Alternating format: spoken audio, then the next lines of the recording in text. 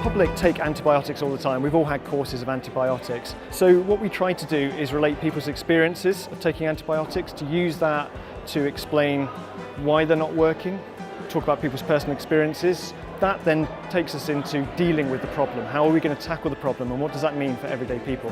What we're hoping to convey to people today is how important antibiotics are, how they can look after them, and just how difficult it is to find a new one.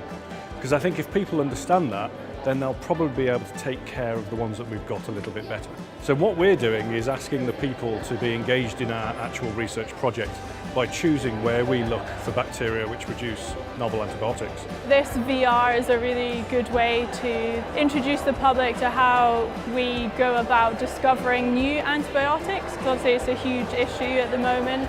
Some people come believing that antimicrobial resistance is about them becoming resistant to the antibiotic, and therefore if they don't take antibiotics they'll be ready and there for them when they need them. And that is a misconception. Public engagement is important. Making people aware of the problem and informing them better will help with that change too. Not only doing the research but making sure that research gets to the people who need it. 60% of current antibiotics come from microbes that live in the soil, and in the future we think maybe up to 90% of new antibiotics will come from microbes that live in the soil.